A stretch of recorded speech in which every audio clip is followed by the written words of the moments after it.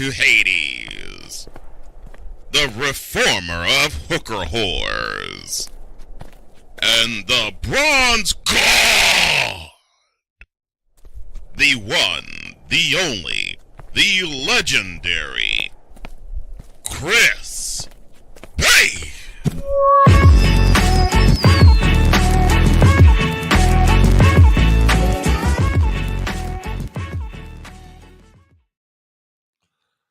Good afternoon to the good people. Good afternoon to the bad people, friends and enemies. Good afternoon, boom, shakalaka to you all. I am Chris Base. You know what time it is? Okay, well, I'll tell you since you don't know. Of course, it's time for BaseLine.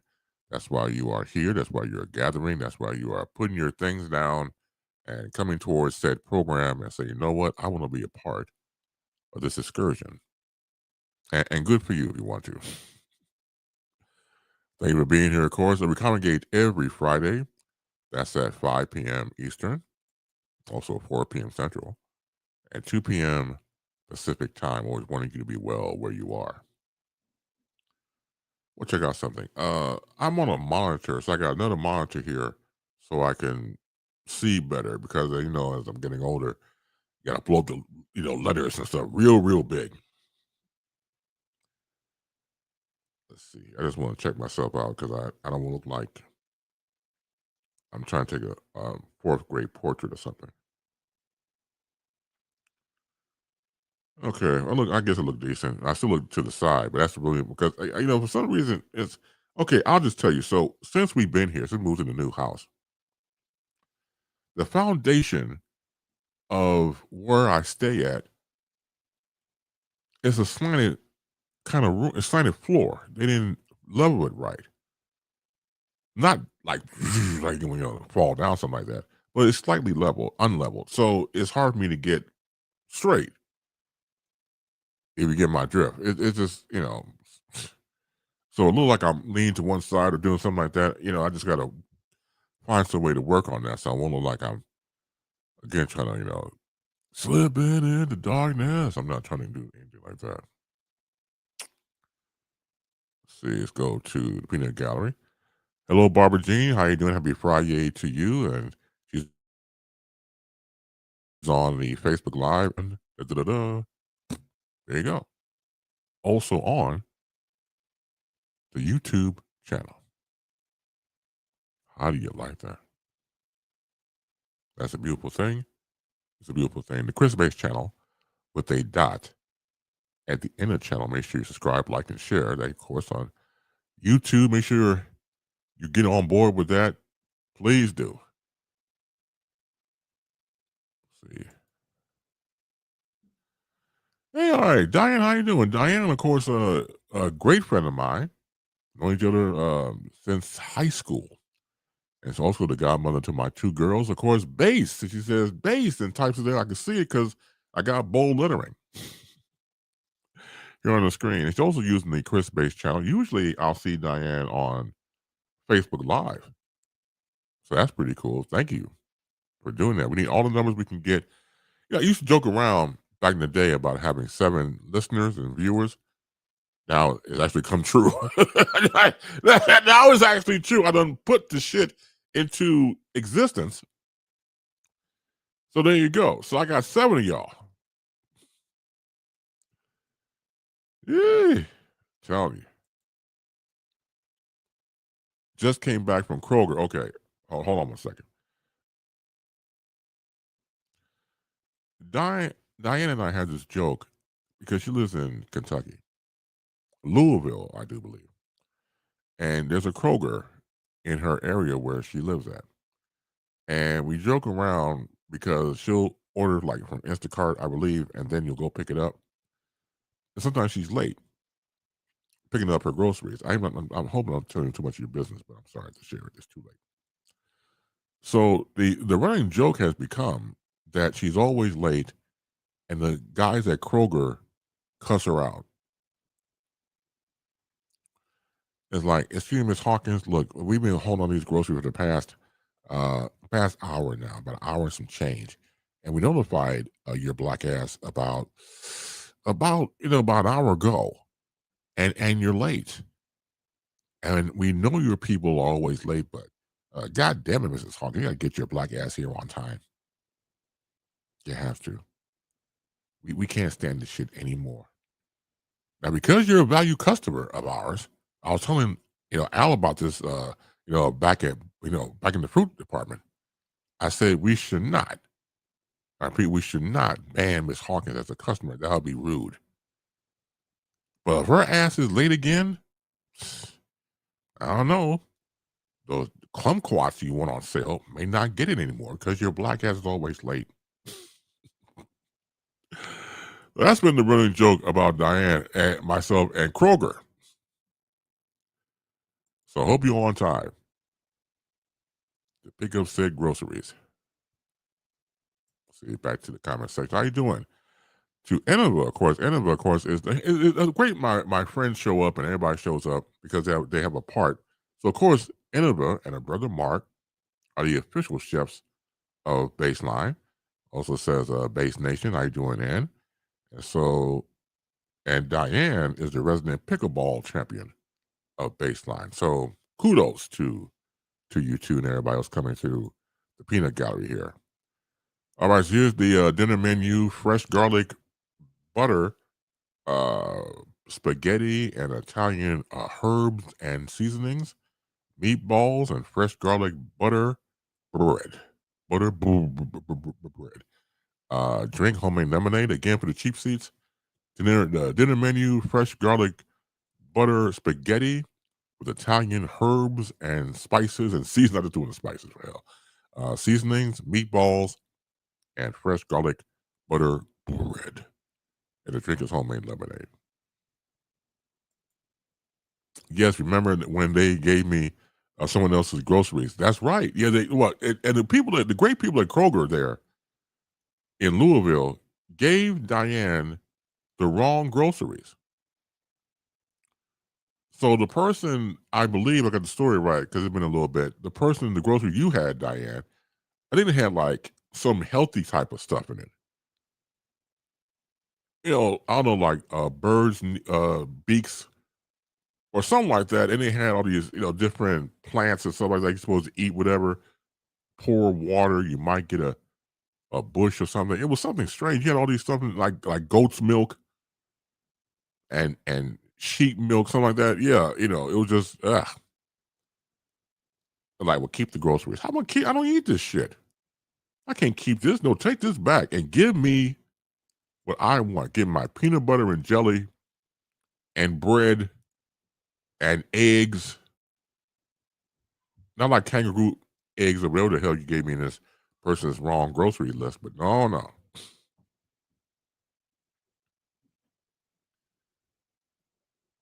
I couldn't even imagine getting the wrong groceries. I have a fit.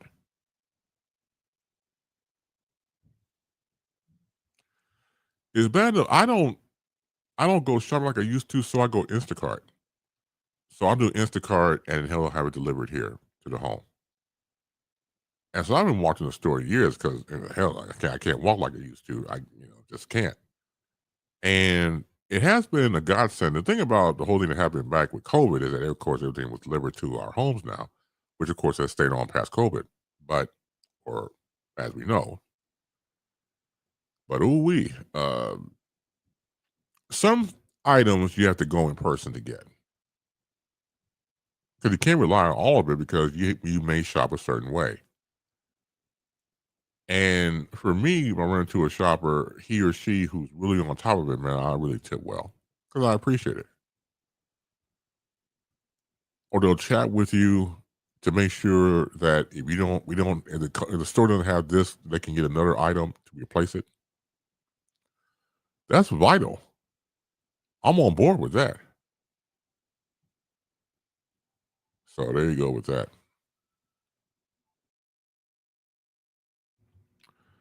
So we're approaching the holiday season. How's the holidays coming along? You're shopping. I'm not shopped yet for the family. I told you this is a all broke month for me. So I made a little checklist in my mind to actually write it down. So as I told you, my youngest granddaughter Everly celebrated her third birthday. I told you my family from a perspective, of course, my youngest daughter's family.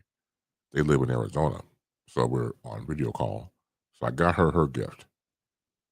And coming up, my mom's birthday, and then my oldest daughter Brianna's birthday, and then at Christmas, of course. The Christmas is the wraparound, the whole thing.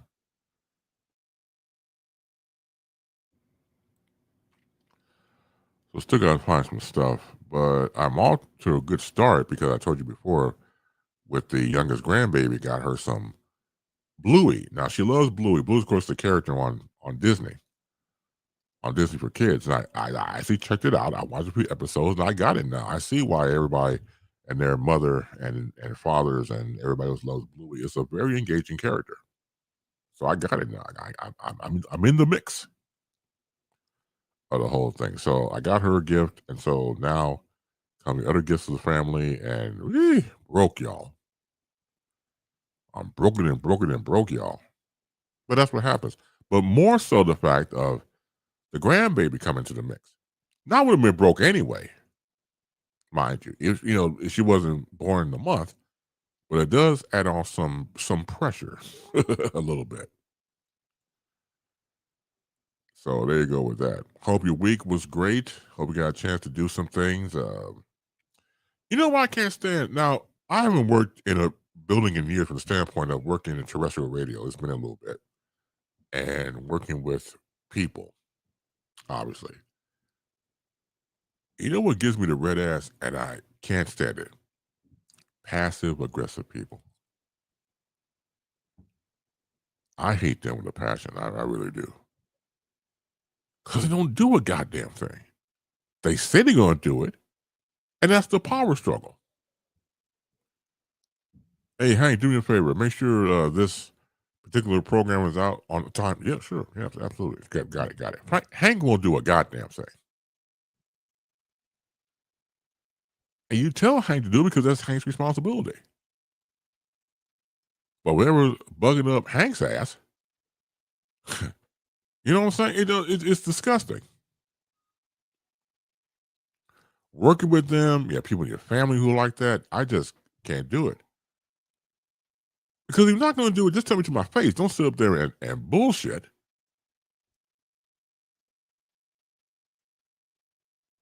It's ridiculous.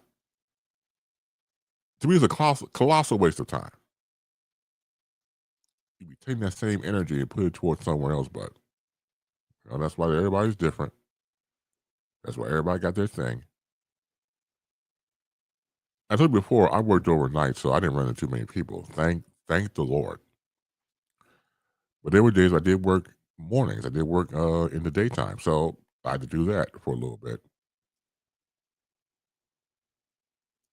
And I had a boss man who oh my god,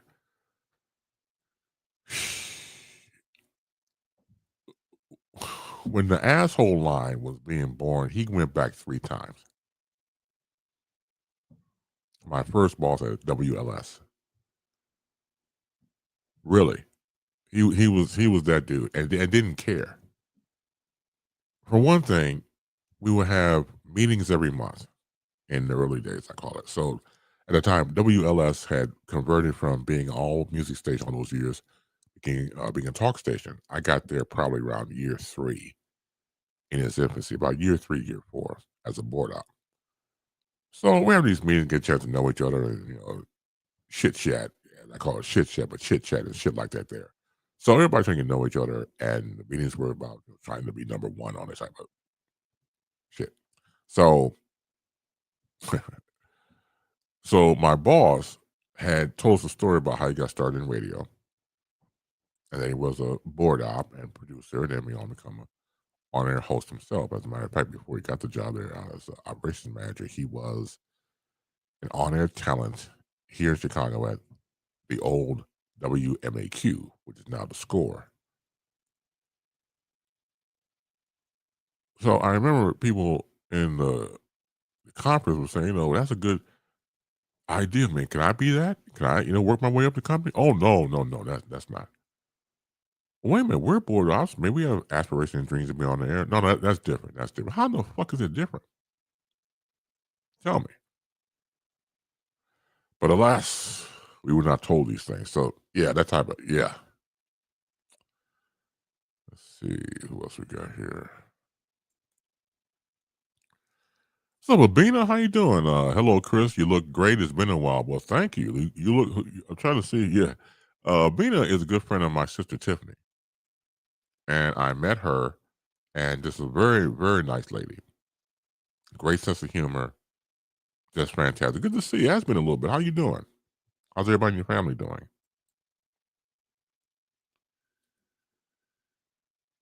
See here. Also, got to give a shout out to, of course, my man Wise and Real Wise Radio. This program is simulcast on his internet station. So, thank you, as always, to my brother Wise for taking the journey with us.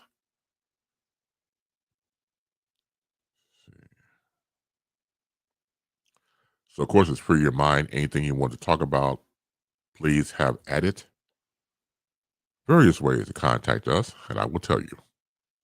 The phone number, this marvelous program, marvelous, really marvelous. 312-597-2106.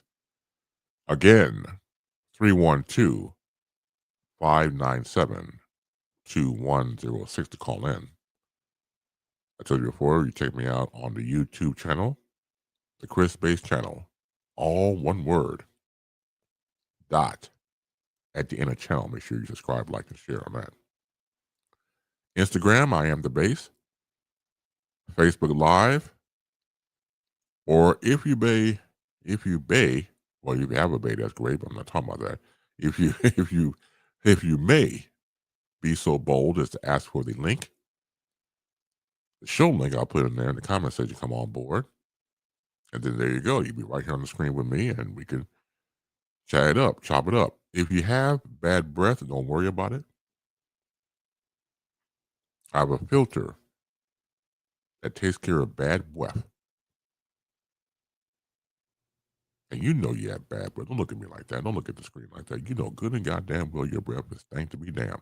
You know that. But me being base of who I am, I have a filter to make sure that if you come through the link, that your breath will be fresh and clean with no caffeine. I just got it installed yesterday. You're going to be all right.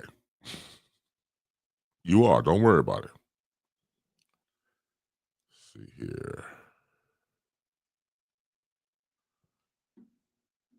Been interesting news this week.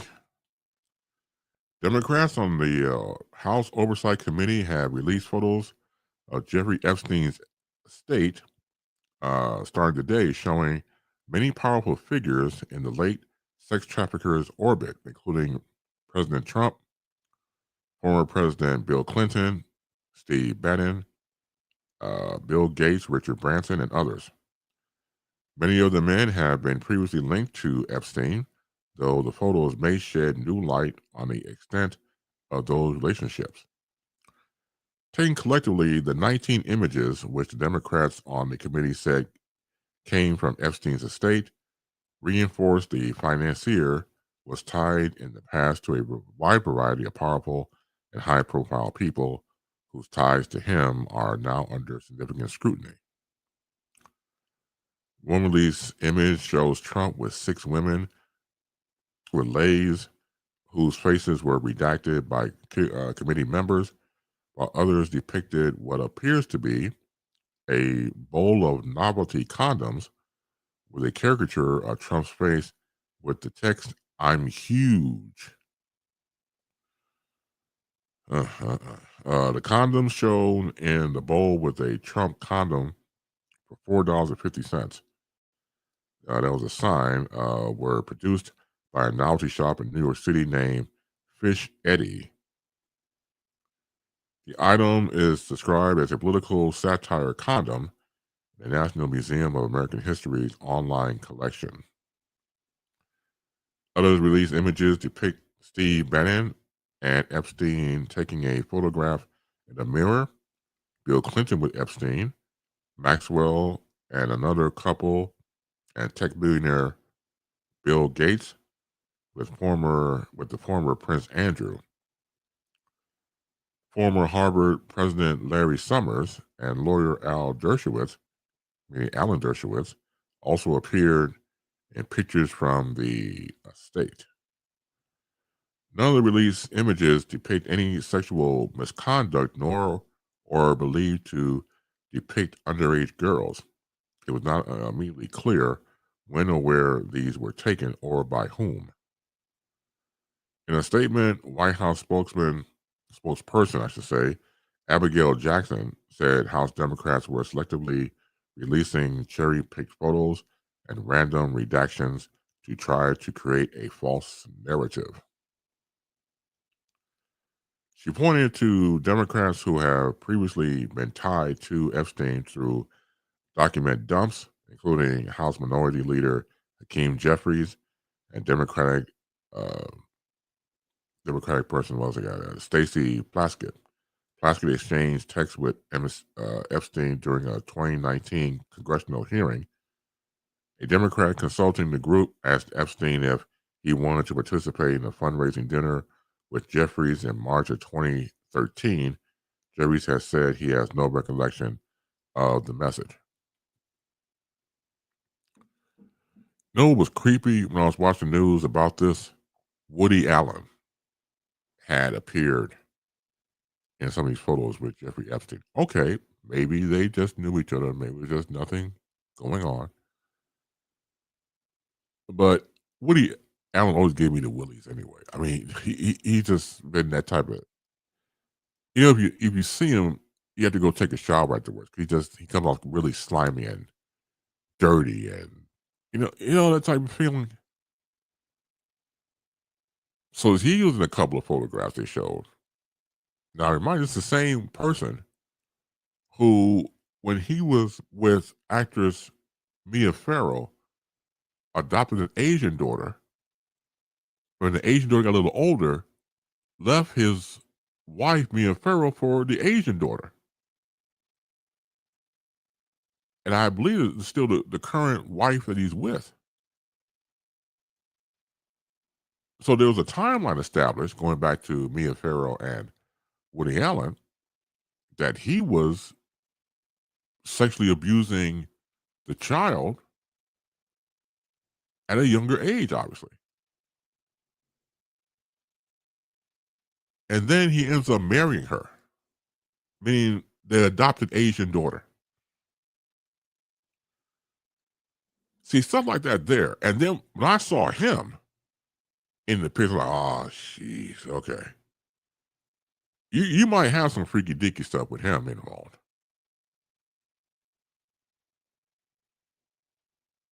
I mean, think about it. A person's characteristics and who they are, it's been outed.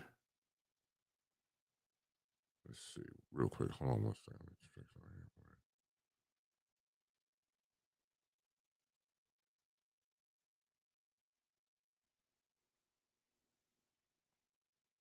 Yeah, Soon Yi. Soon Yi Previn.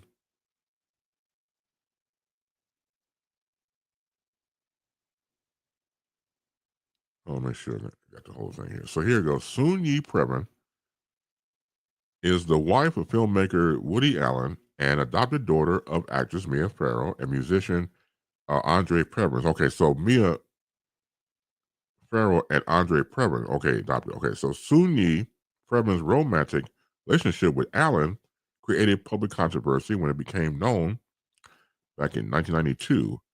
Allen had been the long-term partner of Previn's adopted mother, Mia Farrow. Previn married Allen in 1997. So let me get that straight. So again, they were not. I thought they were married. So let me correct myself. Woody Allen was not married to Mia Farrow. They were partners. Woody Allen was married to musician Andre Previn, and they adopted Soon Yi, thus Soon Yi Previn. And then Woody Allen started a romantic relationship with Soon Yi Previn.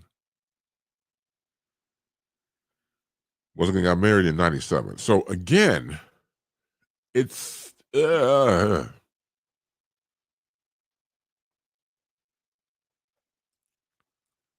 what do you say?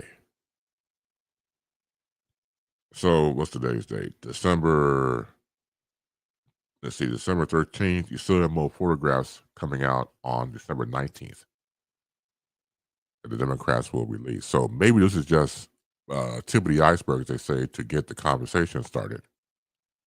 And then what will we see on the 19th?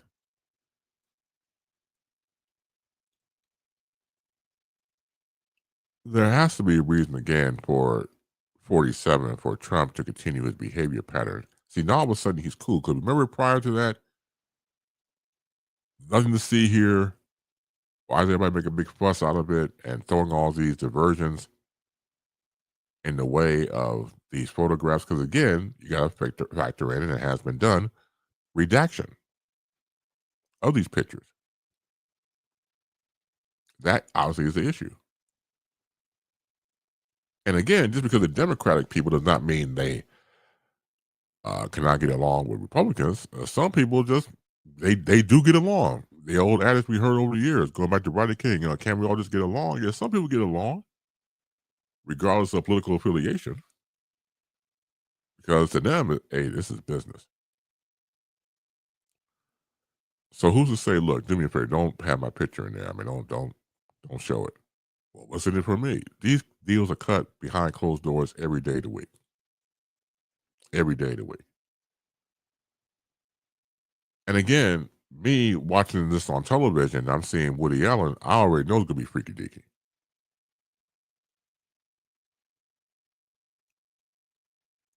Because of his connection to Soon Lee, and as I just read for you, what had happened. So who's to say that he, meaning Woody Allen and others, will be involved? Because if we out Trump, we got to out ourselves. Now, all this before, it's been rumored, for example, that President Clinton was involved with the whole thing with Epstein. Other high-profile white people. This is nothing new, maybe new to you, but nothing new in general. Rich white people, particularly rich white men, have been doing this, having sex with underage children for years, for centuries. Go check your history books. So why should it change now? The whole thing with Jeffrey Epstein is very strange because this is the same person who was in jail. All of a sudden, he commits suicide. Now, if you believe that, he may think I'm a white woman, which I am not, obviously. So you can't just believe everything somebody tells you. You have to sit back and say, "Hey, wait a minute. It don't smell right. Don't fly right." So all of a sudden, he is mysteriously taken out. I would say because he's about to be Nino Brown in New Jack City. And what do you say? What do he tell you? He stood up. Hey, if I'm going down, everybody going. I got a list of names right here. If I'm going down, everybody else is going down. Just that simple. So in order for me, I'm in bed with you, I gotta get rid of you to protect me and mine. So we've heard about it. It's been documented in history with powerful men having sex with children. You have to be a powerful man or a powerful person in general to have sex with children. It's disgusting. But when pedophilia is embraced as something to do, of course it's a problem. Of course you want justice. I said it before and I say it again about Trump. The man comes off of having a cult type following, CULT, cult, just like Jim Jones before him, just like Charles, Manson before him. They had that quote unquote likability factor. I don't see it at all, but I ain't the one following like that. To a godlike status and then to again justify the leader's behavior because what they do becomes gospel. Even though you or I may look at it as, hey, that's wrong. You shouldn't do things like that. Shouldn't say things like that. But to the followers, it's gospel. So I said it before. Whatever's going to be released about Trump, and so once again, say it is disgusting and nasty, his followers will go along with it. They'll justify it.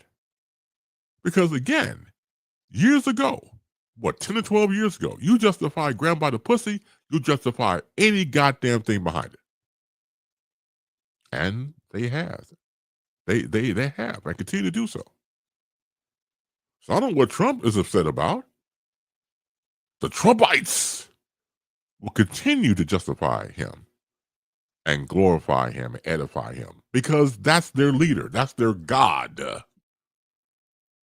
So whatever their God does, it's okay with me. Who am I to question my God? If you're a Trumpite, so like I said, I don't know what you're getting upset about. He's cool now, but remember, a few months ago, another see here, or all the tapes, nobody no. See, now he's cool. He's too cool. He got an inside track because I was like, why are they doing 180 on the whole thing? I got to the comment says, "How you doing, Lisa London? Good afternoon, Base Nation. Lisa checking me out on the Chris Base channel. Thank you so much for taking the time out to be here. Thank you again. Thank you so much." And it's again dealing with what we're dealing with now. It is an all-on battle, as I said before, and I say it again. Fighting racism, or in this situation, fighting the government and fighting Trump right now is a 4-year battle. Racism, never-ending battle. But Trump has been more than 4 years because he's been around in politics for the past 10 or 12 years. So who's to say that Trump has not changed the trajectory of what we know as politics?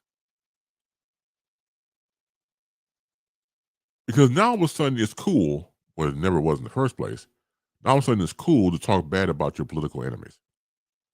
Call them ugly, call them names, talk about their mamas, husband and wives, children. Now it's all fair game, and it should not be. Why? Because he made it, meaning 47, Trump, he made it cool to people who embrace it as it being cool. You and I both know it's not, but to other people it is. Can we have civil dialogue anymore? I don't know.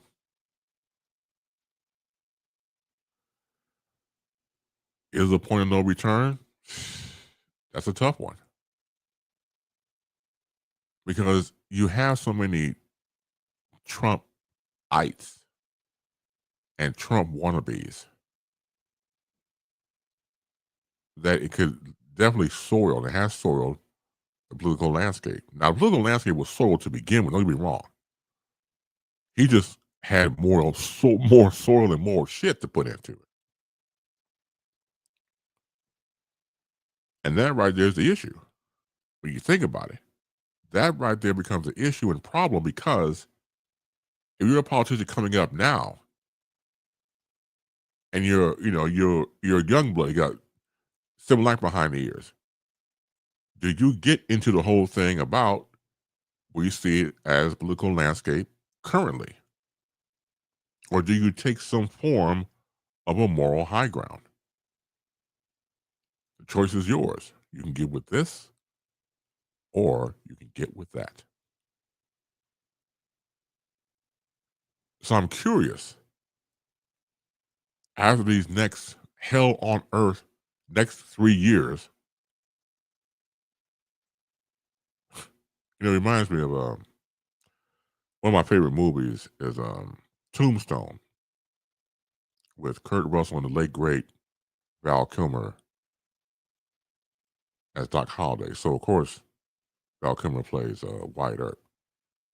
So there's a scene where he says, "Hell's a coming. I'm bringing hell with me." Great line, you're the hero. It's worse if you're the enemy, you're the villain, like Trump. Because Trump has, as far as I'm concerned, has brought hell on earth. Really. That's what it is.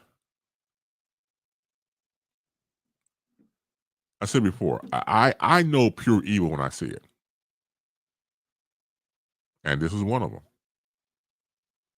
I mean, look what he's doing again to the soy farmers here in this country, to the average citizen, no matter what race they are.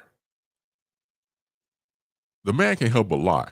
Let's get that off the table right there. Don't believe anything. He's only a goddamn thing he says. Don't even try to.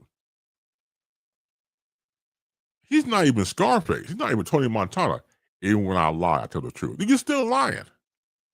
You're still lying. The soy farmers, the price of gas, the price of everything is high as hell. You lied to the American people to get in office. Isn't no better than any other politician? No, he's the same, but you're running for the presidency here.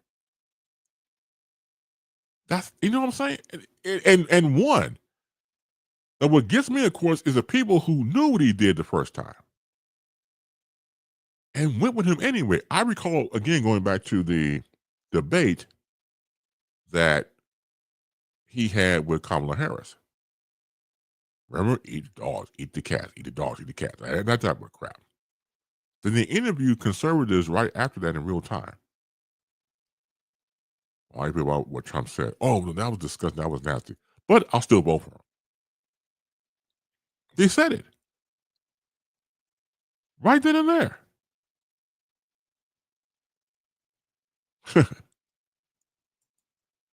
Hell's a coming. Hell is here. And he said that black people love him. Diane Tice. Flying lie. Look at him. The lie took flight. It has wings. Off runway 666. Flying lie.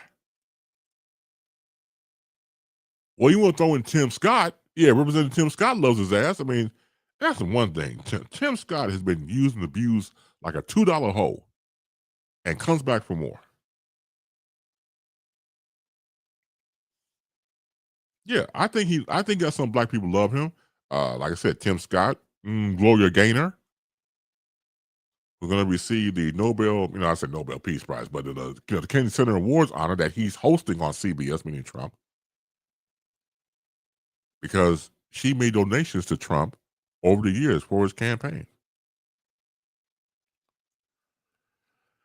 Telling you, this gentleman right now brings it, of course, to the table here. He served in the military as a New Jersey elected official. Only gets taken on a lot of things, but I like him in general because the brother can bring it. Please welcome back to BaseLine, George L. Cook III. How you doing, George? Hey, what's up, Chris? How you doing? This good evening. Man, I'm great. I can't call it. You have a good hand. Sound like you're a little frustrated there. I was listening to the show. Yeah, he will do it to you. Meaning 47, and it gets getting worse and worse. And I think again, this is just the tip of the iceberg of the whole thing. Of course, as getting into the Epstein photos are being released, 19 photos in general. We'll see. We'll see more on the 19th of December. And I don't know. I think the Democrats can do something with this, but are they in bed with Epstein as well? Because again, like I said before earlier in the conversation, you got to tread lightly because again, to former President Bill Clinton and others that we're not familiar with, everybody's like this in this capacity when it comes to the Epstein files. So will the Democrats do a lot of redacting or will they try to out Trump? I think it's going to be a lot of redacting because this is when it comes to stuff like what Epstein did, it's not about political party. It's about the rich and powerful. Yes. So I would not be surprised if people mention Bill Clinton's name. Would that really be a stretch if he was in the Epstein files? No. So so I expect a lot of people, if the Democrats are going to be honest and put it all out there, a lot of people are going to go down, and a lot of people that we probably didn't even expect.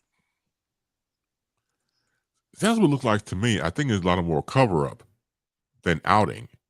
And again, you have to check all your check. You got to check all your boxes, cross all your T's, dot your I's, because again, if you haven't seen the movie, it came out years ago called "A Face in the Crowd" with Andy Griffith. It's one of the rare Andy Griffith serious roles he ever did, and he plays a character called Lonesome Rhodes, and he's this country bumpkin who becomes this big media star in the 50s, like late 60s. So there's a scene where he's talking to his manager, and his manager told him, "Look, you're in bed with me."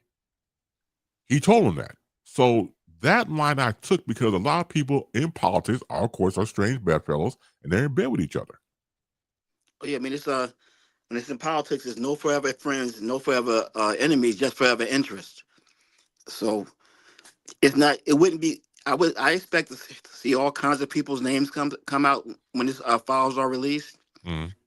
I'm not gonna be surprised. I'm not gonna be surprised by. Oh, it depends. Some people I might be surprised by, but I guess so. I'm surprised. One thing we know, they're gonna put out, if there are Democrats, and they're gonna put them out first. They're not gonna Right, redact. They're not gonna redact their names. right.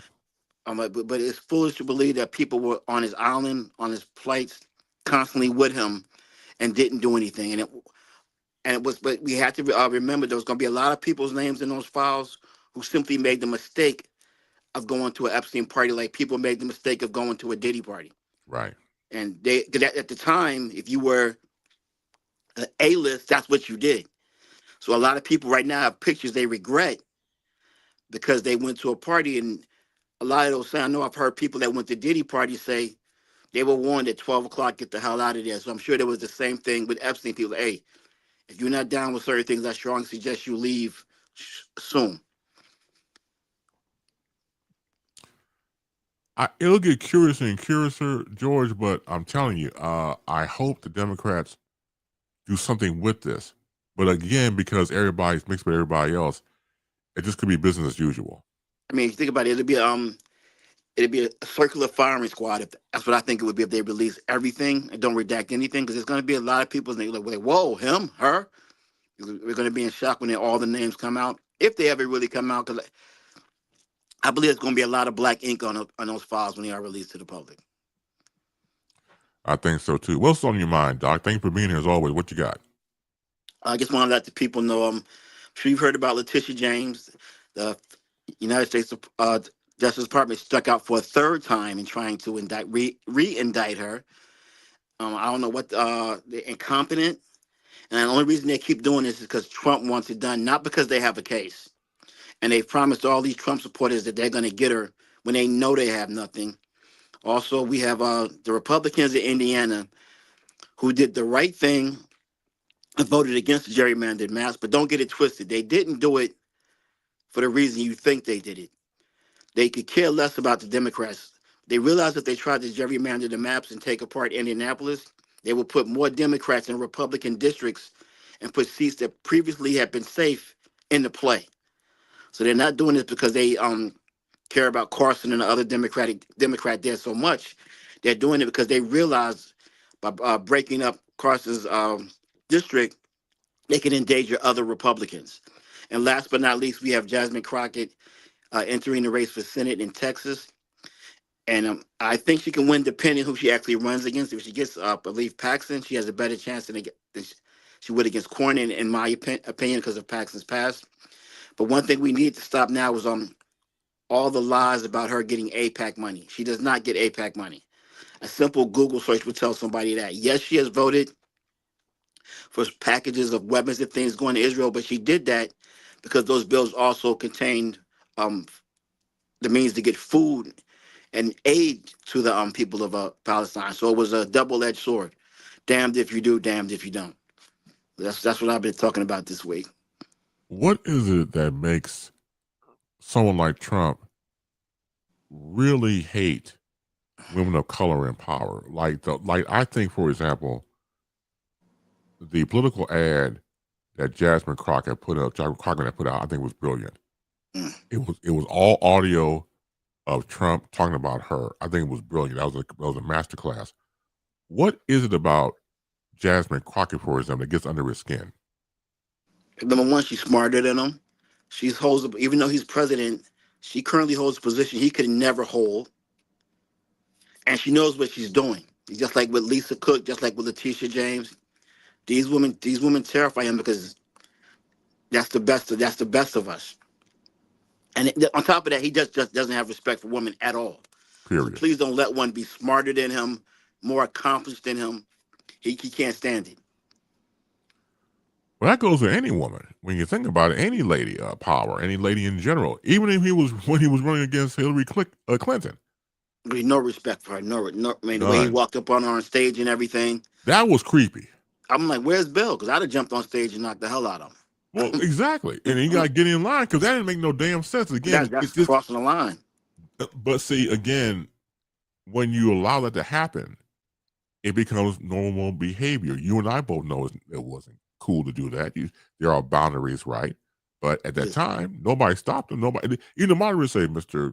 Trump, you step back." Nobody said anything Yes, during you that think time so, at all. sir? Could you please step back? That's not proper. Right? That's Nobody not. said that.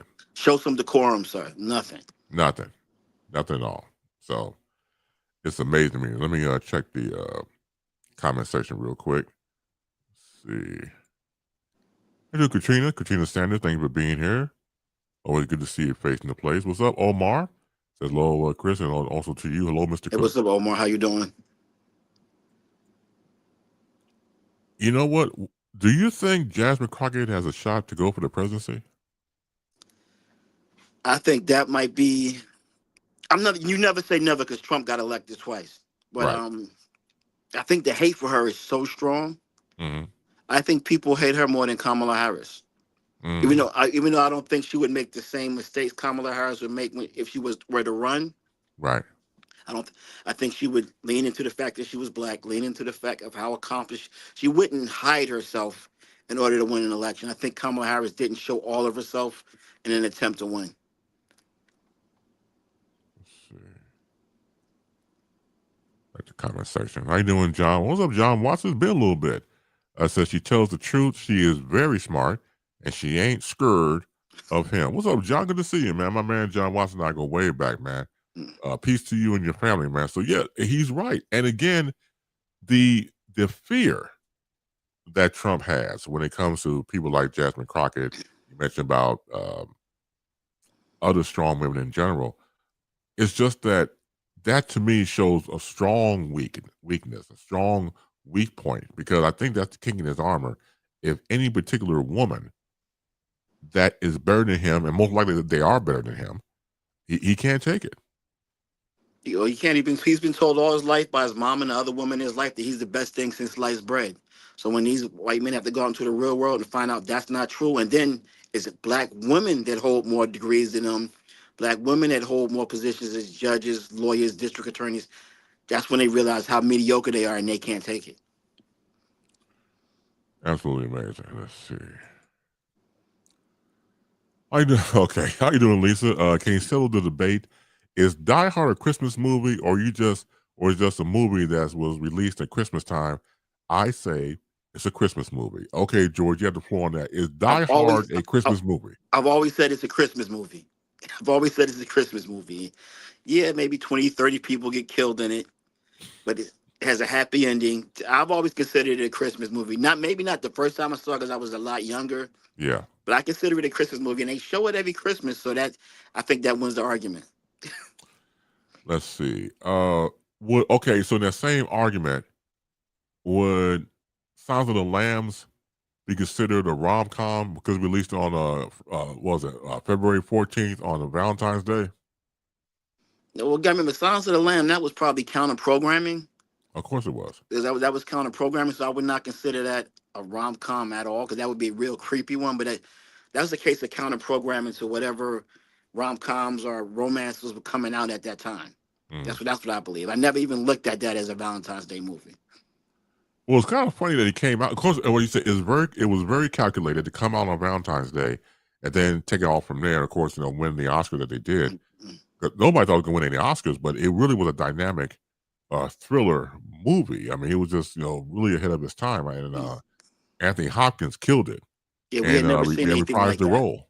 Say that again. We had never seen anything like that on screen before. Right. And what a lot of people don't realize is that, I don't know if you ever saw the movie Manhunter. Yes. That's actually part of the same series. So people Sure. who saw Manhunter were also interested in going to see Silence of the Lambs. So Yeah.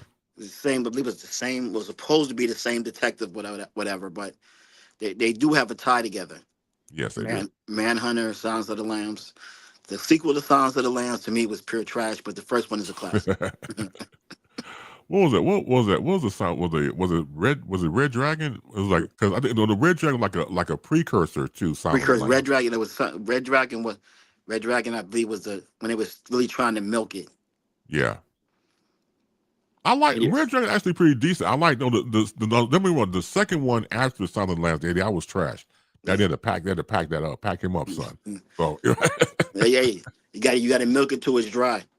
all the way. Surprised we didn't have Son of Silence of the Lambs. Well, yeah. Well, they had something close to it. They have like what was it, Hannibal? They was like The when he was series, like yeah, a younger version of him or yeah, some crap like that. Yeah, yeah. Surprised it stayed on TV as long as I did because it was kind of graphic for our television show. it really was. Let's Mm. see. How you doing, Sick Diggy? Good morning, good afternoon, good evening, and good night to one Sick Diggy. How you doing, Sick? All the way out in Norway. As always, What's thank up? you, my brother, for being here as always. Let's see. Happy Friday to you, brother. Happy Friday to you and to all of you. Let's see. Go back here. John, thank you, good brother. No, thank you, man. We got to reconnect. Thank you for being here, man. Taking the time out to do that. So, since we're into movies now, what? Okay, is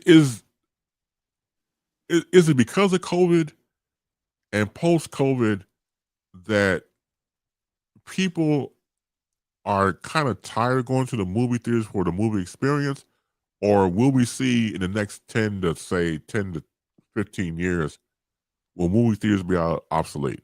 Unfortunately, I believe they're going to be obsolete. Some people have just gotten so used to on demand and being able to view a movie at home, Mhm. and unfortunately, that's affecting a lot of movies, good movies. Because what happens is people don't go out that first weekend because I heard people, I just wait for it to come on streaming. I Right. guess so, and a lot of movies, that first weekend is very important, especially with the Yes. shorter windows you have. Like a lot of movies, you only get a 45-day window now. Some shorter than that. So you want that first weekend to be great, so the movie can have legs. And I've heard even when Sinners came out, I'm waiting for it to come on streaming. Then when they saw it on streaming, I didn't like it because I didn't get what y'all was talking about with the scene inside when they were going back in time. I said, because it doesn't look the same on a TV screen as it would look on an IMAX theater or a movie theater, and that's the experience you lose. Some movies are made just to be seen in the theater, Yes. so when you see it on TV, you don't get the same experience. I don't care how big of a screen you have. No, you're right. But then you got to shut the fuck up after that. Because you didn't go. I mean, you didn't go to the movie theater. There was your selection not to go. And then you watch it on streaming. It wasn't the same experience. Nutcase, it's not the same experience like you just said. I mean, that doesn't make any sense. It's like, it's like, how you go kick somebody's butt if you got to, it's like going to a contest for butt kick. You got one leg. But it's funny, like we were talking about Sinners with me and my friends, and one guy refused to see it. He saw it on streaming, and then the scene where they finally bust into the juke joint. Right. We were talking about the other guys that were. He was like, "What other guys?" We were like, "Oh, you." We're like, "You didn't see it in IMAX." We're like, because if you've ever seen it, all these guys appear to show up at the end that were in the bar that you didn't see before. But if you saw it in IMAX or 70 millimeter, they were there the whole time, That's right. but you couldn't see the whole screen. He said, "Where'd they come from?" I said, "Oh, you saw it on TV. You didn't see the whole screen. You Right. didn't see the way it was act. They had been around the movie the whole time, but if you didn't see it in IMAX or 70, you didn't see the whole thing. And that's one of the beauties of going to the theater, like a movie like Avatar. When you see it on the big screen, it's gorgeous. When you see it on TV, it's like, okay, I don't get it. So The last movie I did see, that's one was Sinners mm. on IMAX. It was a fantastic flick, as we talked about before. But I don't know, man. Something about being at home. I'm a homebody anyway. I've been a homebody for years. When I break it down to myself, even when I have my family. So yeah, I would go out because of the family thing. Go out with with your wife and the kids. Go out and make an experience. Get something to eat afterwards. Your favorite restaurant. Talk about the movie and blase Skippy stuff like that.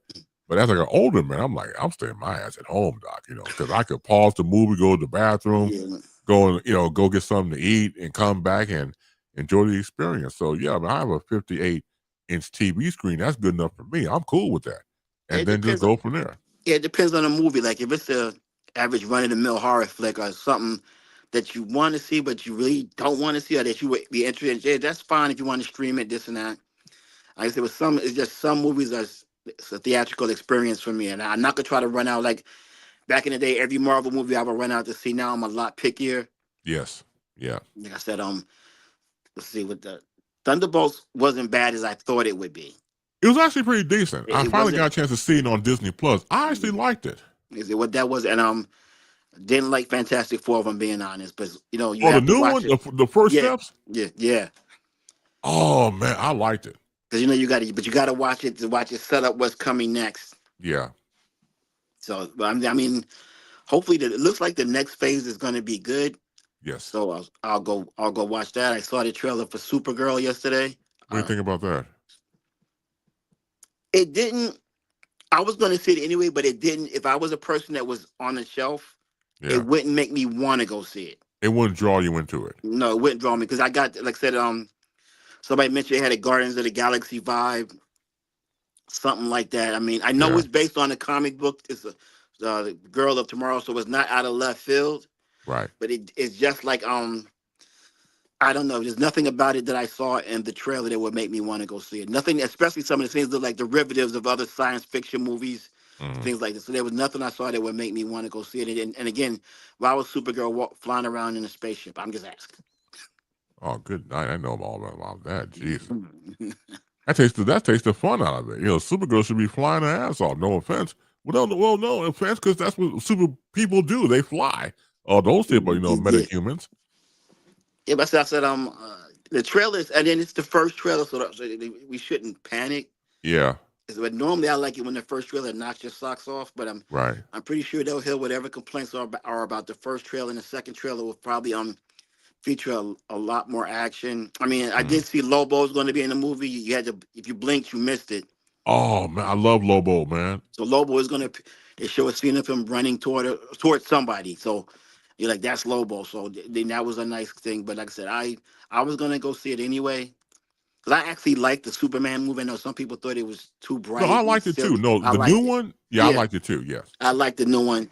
Yeah. And I'm like, Superman, he get beat up. He gets beat up too much. That's always the problem with Superman, though. That's why they call it the Superman problem. If you make him too powerful, how do you Right. build any suspense or drama? Exactly. He's gonna win. So I like the way they did it. I like the way they handled that situation in the new movie. You know what was Ladies. nice? Even they had in the trailer when I was watching it, when he did the interview with Lois Lane, because she was like, "Let me interview you as Superman." Yeah, she was grilling him. Yeah. Right, she was giving the business, doc. She was giving that heavy work. But before when she started her tape recording, she was like, "Superman, Miss Lane." His voice even changed, Yeah. and because again, the whole persona of Clark Kent and a Superman, just the fact that timbre of his voice changed, I was already in. Yeah. I enjoyed it. I actually wish I had saw it on theaters because I was a little on fence On about the it fence, yeah, me too. I was because too. of Yeah. all the bright colors and I like seeing crypto, but I didn't like seeing crypto. like this better not be a kids movie, but it turned out to be it was okay. It was decent. It was decent. I liked when it showed Mr. Terrific. Yeah, that That was cool. his Yeah. action scene was spectacular. Yes. I mean, the villains weren't too bad because somebody should have been like, stop running towards him. But Oh man, let's see what else we got here real quick. Hey, Diane says I agree with Sick Dick about the tickets and concessions. Hold on, I just go back here. Okay, so Sick says I personally prefer to watch at home since it costs less and make my own snacks, especially on my own tablet/phone or stream on my gambling console. So again, yeah, the comfort of home, and that's when Diane says she agreed with Sick. And then hello, Diane, especially here in Scandinavia, they cost a lot in local currencies. So yeah, I mean, just the comforts of home again. I rather be here. yeah, but you remember the opposite side of that though is once these movie companies and studios realize that a lot of people want to see movies on streaming. They're Yeah, not going to spend as much money on certain movies if they know it's going straight to streaming. that's true too. Yeah, you're not going to spend as you may still have your event movies, Mhm. but unless they can somehow bill you before you can watch it, like, I mean, I know they have VOD, but it was when the sequel of Trolls 2 came out during the COVID, Yeah. they were charging $25 a pop. Woo. Yeah. I remember one little girl watched it 10 times before her parents had realized what had happened. But that movie made over 75 millions on VOD. So they know there's if you have the right movie that you Right. can make money that way. So they know that they haven't been able to replicate that again, because more Uh, people have started. But so they know with the right movie under the right circumstances they can generate money without spending a lot on the movie itself. absolutely amazing. Giorgio Cook the third. More information about you. Where can they find you at, sir? Yeah. All right, good people. You can find me at Facebook, Instagram, Fanbase, TikTok, Threads. And I'm sure if all that George Cook at AA Reports. George Cook at AA Reports is my handle every place. So you can find me there. Love to see you guys come through. Brother, as always, thank you for bringing it, and I'll see you next time. Thanks All again. right, have a good one. All right. You too, bro. Take care. All right. Giorgio Cook the third joins us every second and fourth. Love to see you guys come through. There you go. Thank you so much.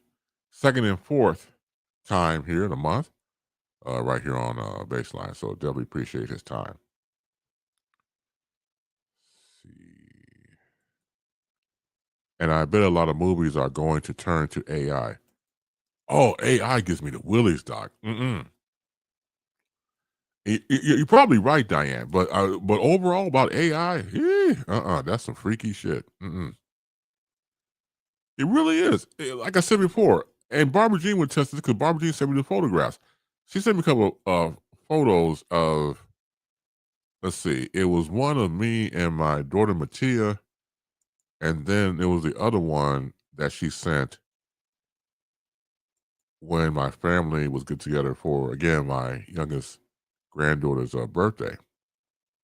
And Peter started to move and smile and no, that's not real. I can't hang. I'll be the first to admit I can't hang. Because again, if you didn't know any better, you don't know what's real or not. And that's confusion. Which of course, that's what they want to do anyway with us, confuse us. Confuse us as a nation. We're already going through turmoil already. Why not add some more confusion to the mix? I'm not a fan of AI. No, hell no. No, I can't do it. Let's see. There was a viral video of the late actor Christopher Lee. Remember Christopher Lee? He did the Dracula movies for Hammer. Was also in Star Wars. He was in the franchise for that. He also worked with who he worked with? He worked with Tim Burton. Yeah, he actually said, this is Christopher Lee. He said in the viral video that his cousin was James Bond creator and writer Ian Fleming. Ian Fleming, the man who created James Bond, was the cousin of Christopher Lee, and vice versa. Used to play golf together. In fact, years down the road, Christopher Lee, back in the day, became a villain in the James Bond movie The Man with the Golden Gun in 1974. By that time, Roger Moore taking over the role previously from Sean Connery as James Bond. I said, man, that's cool. Your cousin is Christopher Lee, and then, of course, from Ian Fleming, your cousin is Christopher Lee and vice versa. And Ian Fleming is my cousin. He created James Bond. That's righteous. Sick Diggy claymation, CGI, and motion capture are great. AI, however, enters the uncanny valley. Very unnerving. I totally agree. Mm-mm. No dice. Can't do it. Can't do that. Like I said, just too damn freaky looking, man. I can't. Hell no. Well, some people like it. I mean, I've seen colleagues of mine in radio use it to promote themselves. I don't know if I ever will. I say never, but I just don't. I do not like it.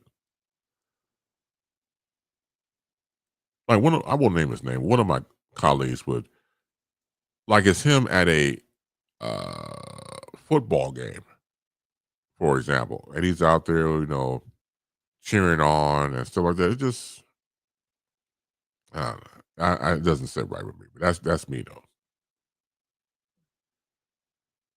So you want to come on through? You want to call in 312-597-2106. Again, 312-597-2106. The link to come on through, you want that? You had to ask for it, and then I'll put it through, and then we shall take it from there. Let's see here. Also, of course, through the Chris Base channel on YouTube, the Chris Base channel, all one word, dot at the end, a channel. Make sure you subscribe, like, and share, be a part of that. Facebook Live, YouTube, Instagram, I am the base.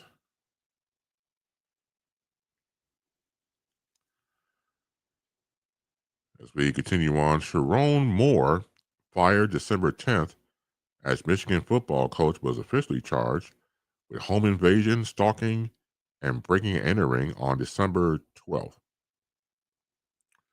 Moore was arraigned on December 12th, and the judge set his bond at $25,000.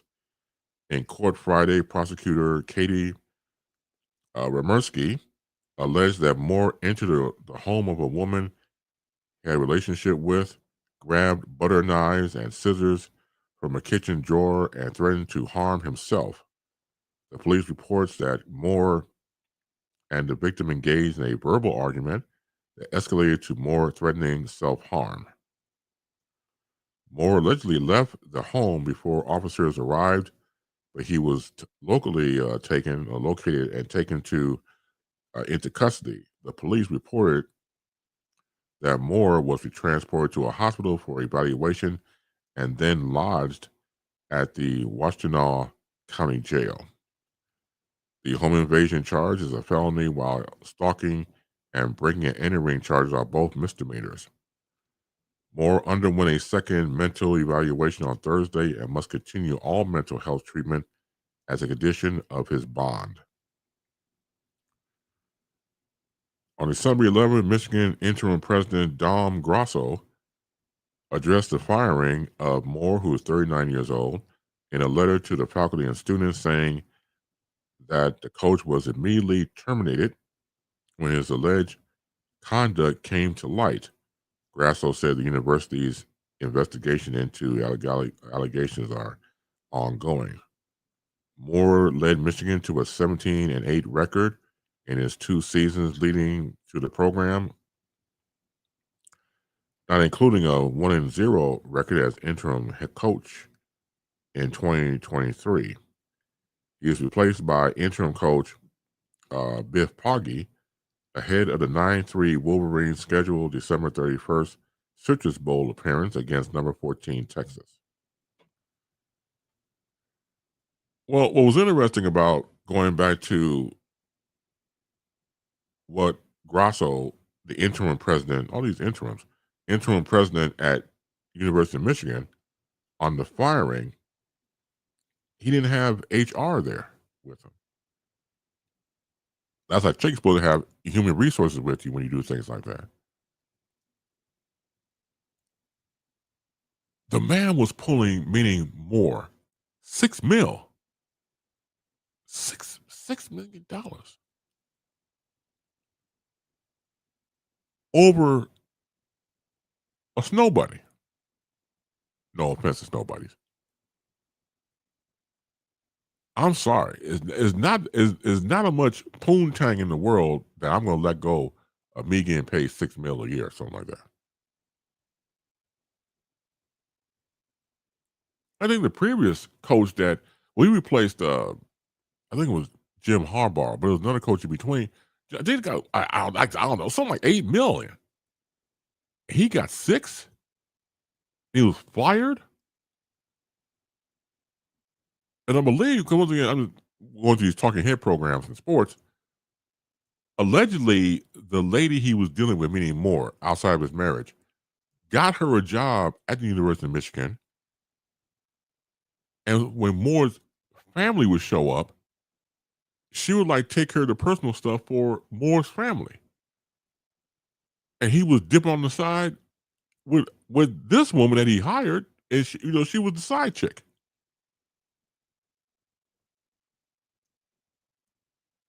Mm-mm. Oh no. Shoot.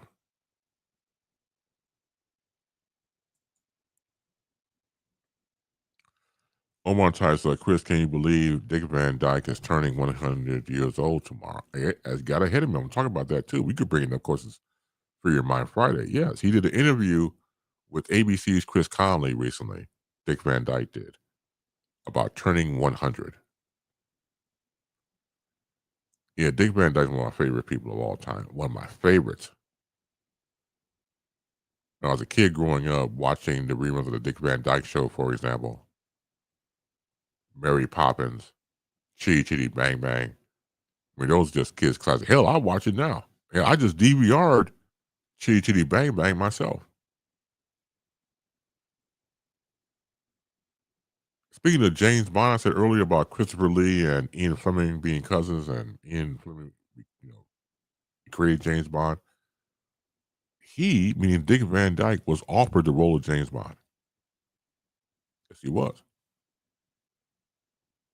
Another thing I didn't know about too recently. So you never know a person's history, but like Dick Van Dyke said, I'll just paraphrase what he said in the interview, that did you listen to my Cockney accent in Chitty Bang Bang? It's horrible. So he dodged that one. Yeah, if I had a bad British accent, I'm going to take it anyway, because all of a sudden that's all they want to hear to make fun of you is the bad British accent. So the role would be diminished because people will hear the accent, not the character of Bond, James Bond. This entire situation is worse than the Ime Udoka scandal in the Boston Celtics, organization back in 2023. Sick Diggy Tice. Well, if you can coach, you can coach. You see what he's doing with Houston, meaning in Ime, Udoka. We see what he's doing with the Houston Rockets.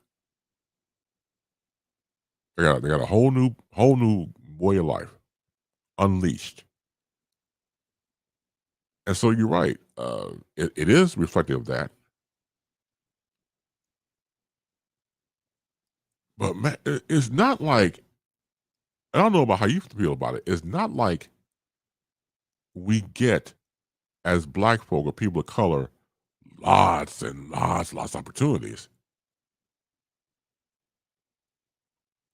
Even right to this day in 2025. Yes, things have improved, not a lot. We have moved the needle somewhat. The goalpost has been moved for all of us, of course, to try to get to the goalpost, because the landscape keeps changing because the people who own the game keeps changing the landscape of the whole thing. So that some of us cannot achieve what we want to achieve because it's designed that way. The powers that be, whoever they are.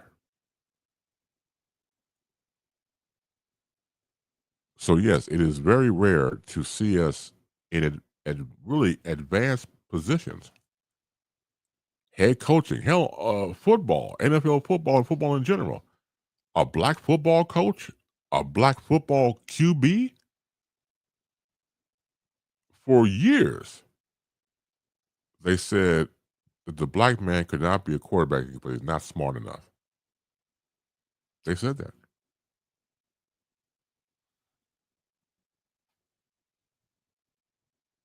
Amazing. So look at the talented black quarterbacks we have now in the NFL, for example. Jalen Hurts. Hell, Caleb Williams here in Chicago. I go on and on. We have some more, mind you, but it's the most I've seen in a lifetime. And it's a wonderful thing. It's a beautiful thing. It's a beautiful thing. But we need more.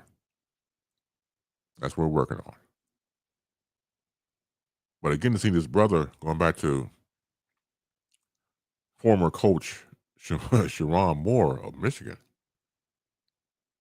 being challenged. Hopefully, he might get scooped up. You know how these scandals are. They wait till it dies down.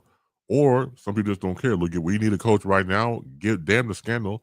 Let him walk away from the old and try to do something over here across the street anew. So we're going to see about how that operates through his contract. Sometimes you got to do like a sit and wait or no compete clause in the contract. I don't know what his contract is. It's just ripped right then and there, or do you have to adhere certain parts of the contract? We don't know. So we'll see about that. But it does make you think because, again, unless you're not mentally well, just like you or me or anybody else, my money is important to me. Don't get me wrong, we do stupid shit. I'm not sitting here in front. Do stupid shit regardless of finances. But if you have something wrong with you mentally, then okay, there you go. For the for the love of money, for the love of heart. Sometimes the heart knows what the heart wants. The heart wants what the heart wants. And no matter what you or I say, if somebody wants something or somebody and they're in love with them, they're going to try to do their best to hold on to it, gravitate towards it, go after it, do something. And you do crazy shit. And you say crazy shit. That's what happens.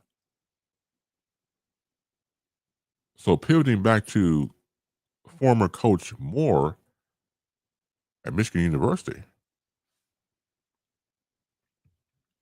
to be that close, it's like my dad always said, don't shit where you eat.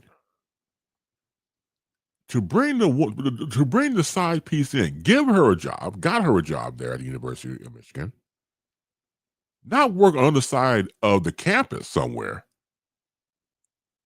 working side by side with you as a personal assistant, especially when your family shows up at the job. And the side piece is interacting with wifey. Do you want to get caught? Do you want do you want your wife to get some hot grits and pour it over your head? Is that what you want deep down inside? Deep inside, deep down inside. Oh. Seems like Coach Moore reached his breaking point because of what happened. The man needs help. Sick types. Well, it looks like unless he's faking. Once again, we don't know. Some people try to fake psych or go into a psych ward. They won't do real time in jail. It's also possible. Once again, as the story read about getting reviews and checkups to see about his mental health and get help if that's the case. So we will see. But man, always get curiouser and curiouser. The Reverend Jesse Jackson is in stable condition at a nursing facility and expected to return home soon, his family said Wednesday. The civil rights icon was discharged from a local hospital in late November, 2 weeks after he was admitted for his care of a progressive palsy, an illness he was diagnosed earlier this year. Reverend Jackson was discharged from Northwestern Memorial Hospital. He is currently receiving care at an acute nursing facility where he was committed there and continues his recovery, his son and family spokesperson, Yusef Jackson said. We expect that he will be home soon. Thank you for your continued prayers, well wishes, blessings, and thoughts. Go back to that one statement again. He is currently receiving care at an acute nursing facility where he continues his recovery.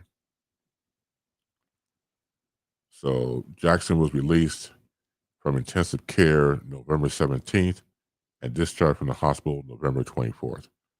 So our thoughts and prayers with Jesse Jackson Sr. and his family as he recovers. I thought it was getting kind of interesting because when Reverend Jackson was in Northwestern, a lot of military people they show on the news, like Reverend Al Sharpton, flew in from New York to visit him.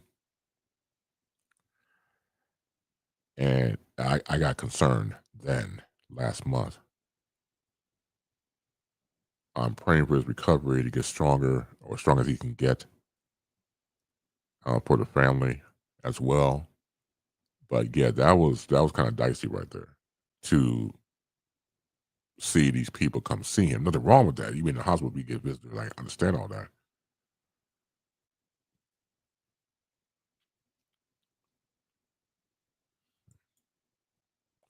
How you doing, Gracie? I thank you for being here. Says prayers and best wishes for Reverend Jackson and his family. Absolutely, absolutely. I totally agree.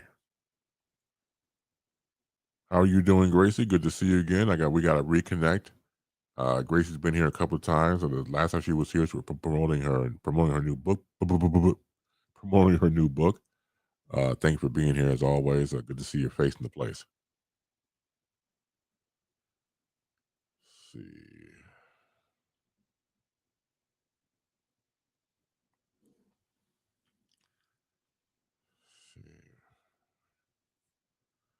All right, Gail King. It is confirmed that Gail King will step away from her daily co-anchor role on CBS this morning when her contract ends May 2026. The new update arrives weeks after rumors swirled that King will be leaving her role. The mistaken reports originated from a piece in Variety, which claimed King, who was 70 years old, might transition to a different role at CBS, possibly producing her own programming when her current agreement ends. CBS News quickly denied the claim, saying no discussion had happened about her contract. In an update from News Nation, King, who's been a mainstay on the show since 2012, will transition to a new role focused on special projects and interviews. She would technically stay with the network, a source said. Gail would do special projects and bigger news like what Diane Sawyer and Hoda Kotb did for ABC and NBC, respectively. She will work on featured projects rather than appearing on air every weekday. This lets CBS continues benefiting from her star power without locking her into a daily host of duties. According to RadarOnline.com, CBS boss Barry Weiss, or Barry Weiss, I don't want to say it, wants Gail King to tap more into industry connections for the network. Insiders claim that Weiss thinks King is wasting her connections by not sharing gossip about her A-list friends. Yeah, including Oprah Winfrey. Barry is obsessed with pop culture, a senior staffer at Hollywood Insider said. That was Rob Shooter who said that. She thinks Gail is wasting her connections. Beyonce, Kris Jenner, Jeff Bezos, Meghan Markle. Gail is the only journalist invited into these homes and rooms when she brings none of it back to the audience. Yeah. Let's see.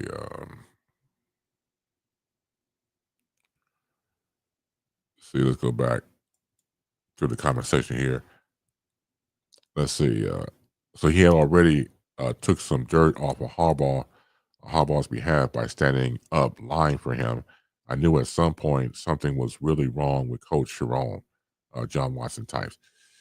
Yeah, Yeah, because Jim Harbaugh got away scot free. Well, they did not take the L, quote unquote, because they had to take because Coach Sharon was still involved in the signal gate from the standpoint of not Pete Hegseth, signal from copying signals for the other team against the other team. They were a whole whatever they were, who were against whatever team it was, but stealing signals and stuff like that. That was part of the Jim Harbaugh era. He jumps back to the pros, meaning Jim Harbaugh, and left him holding the bag, like you said, standing up lying. And he gets hit with that. Last I checked. So dirty deeds done dirt cheap.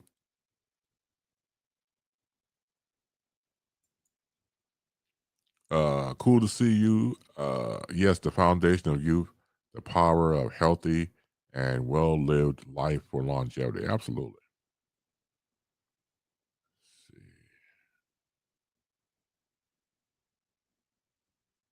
Let's see what else we got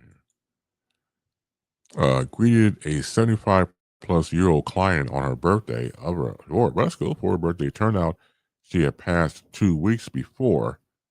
So he greeted a client for her birthday. She passed away. We got to take care of our body, mind, and soul. Dementia kills.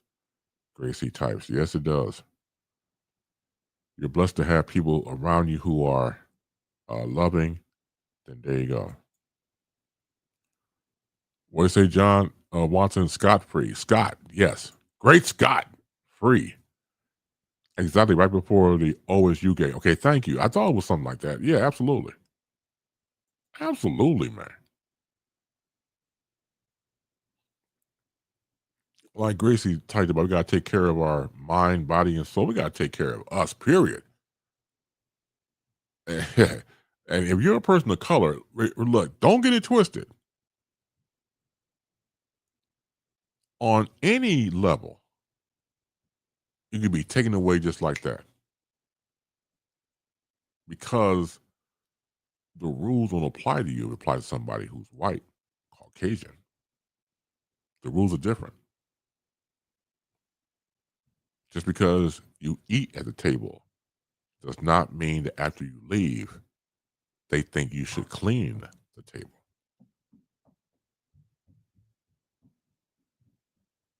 Think about those conversations that they have when you're not around. The N-word this, N-word that. It's possible, and it happens a lot. Yeah, thank you, John. Absolutely. Absolutely. Good to see you again, man. I'm just glad you're here, man. Cannon, what's up, man? What's up, Walter Cannon? How you doing? Thank you to you for being here. Happy Friday. How are you doing, sir? And again, when it comes to us as a people, I just hate to be the bearer of bad news of stories like Coach Jerome Moore. Because at Michigan State, well, not Michigan State, but Michigan University is a high-profile university. We know that. And it's not just us on the sidelines. We're running the show, or ran the show, or his ass got ran out of town on a rail. Going back to Coach Moore is concerned.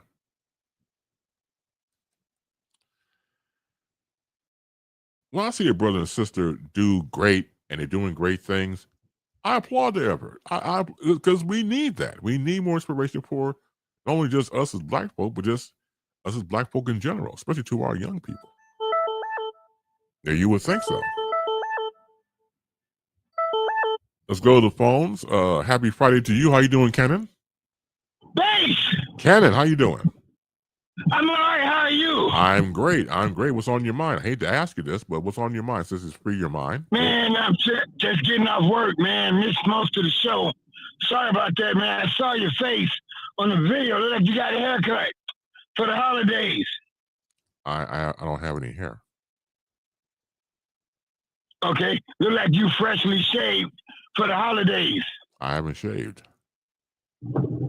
Okay, damn. I ain't saw you in a while, man. How you doing? Man, man? I'm great. How you doing? Where you off to? You say you just got off work. That's where you work for Moment Joe Black.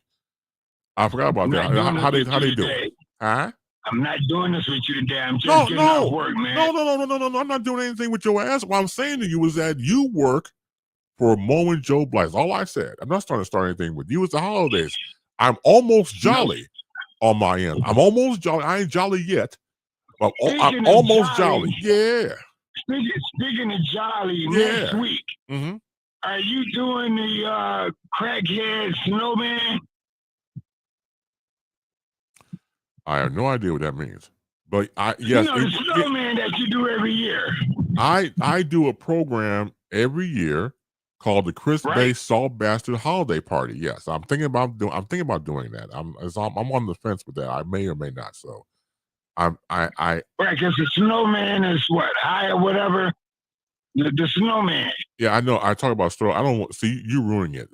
I haven't thought about it yet. Damn. Yeah, but damn, I'm sorry. Sorry, Mama. No, yeah, it's okay. Don't worry about it. But I'll let you know when I make the complete commitment to it, get the guest on. I'll let you know. Let me ask you a question. Sure. Because I'm just coming on right now. Did you talk about Jesse? I just did. I missed it. What did you say?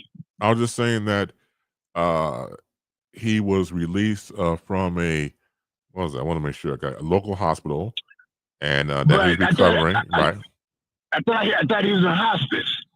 Right, that's what I'm saying. Right. It was said, well, they claim it as a nursing facility. So hospital, they didn't say anything about hospice. They said nursing facility. Okay, so for your research, I sent you the story that he was in hospice. Okay, I remember Did you get that? I got that, but I don't have the app for it, so I didn't see the story. All right, so he's home now. Okay, there you go. Good, that's good. That's good. That's great. Did you talk about Junior? No, I'm not talking about Junior. No, you can talk about Junior. I tell you, it's free your mind. Go right ahead. Go ahead and talk about Junior. Did you talk about Richard? No, wait.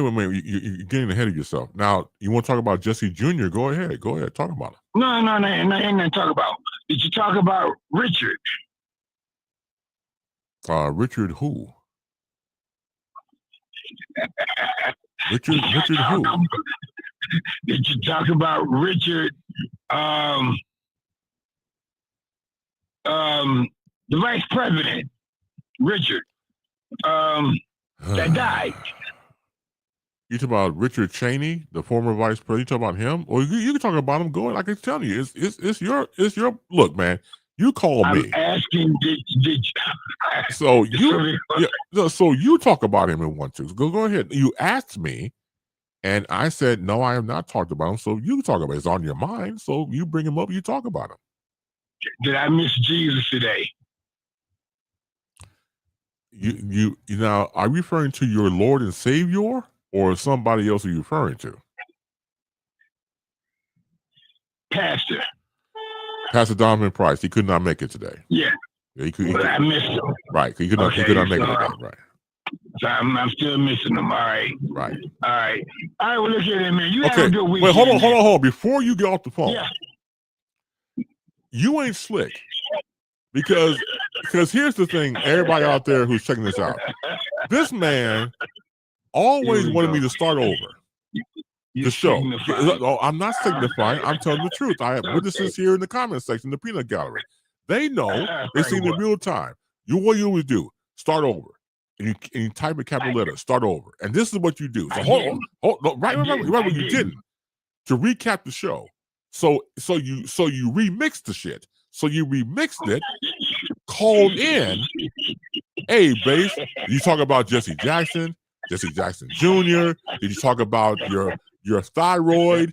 You talk about you eating Cheetos last night, watching a horror movie. You ask all these questions so I can recap the show. You think you slick, but you're not. That's all I'm saying. I peeped your whole card from day one, A1. So that's all I'm saying. That's why you're laughing, because I got you. So I'm just checking you. I'm just letting you know it's all right. It's all gravy, baby. It's all gravy. We're good. Man, it's the holiday season, man. I just want to say hello to you. Hello, happy holidays to you. And to the Base Nation. and to your mom and all your loved ones. That's all, man. Well, It's thank been you. a long day at work. I'm tired. I know you're It's been a tired. long day at Working for work. Mowing So I Blackjack would do you. Working for Mowing Jack Black, they'll do it to you. Yeah. so it's a holiday show next week or week after that.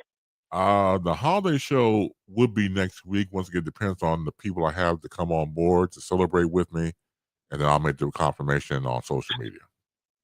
No. Hey, no, for real. All joking aside, No, I am got for a real. serious question. I am No, for I real. got a serious question. As serious as cancer. All right, go ahead. Yeah. How's Lee and his son doing?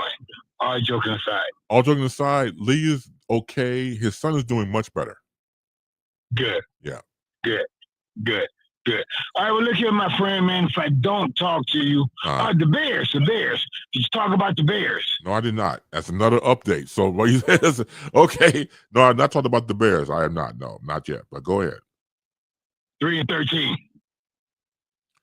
I want you to tell everybody again, no, because you already told my ass already. I want you to tell everybody, to my people, how you come up with a 3-13 record for the Bears when they're not that at all. So explain to them, because I don't know how they're going to accept it. Well, but explain to them. Go right ahead. The floor is yours. Actually, I'm in traffic right now, trying to get home. So we'll talk later. You can't tell them why. That's the reason why. You can't explain some shit like that. You can't tell my audience with a straight face how they're going to be 3-13 the whole season. We're right now, what, they're 9-4, which is still nice. Don't get me wrong. I'll take what I can get. So I ain't gonna sit and abandon the Bears.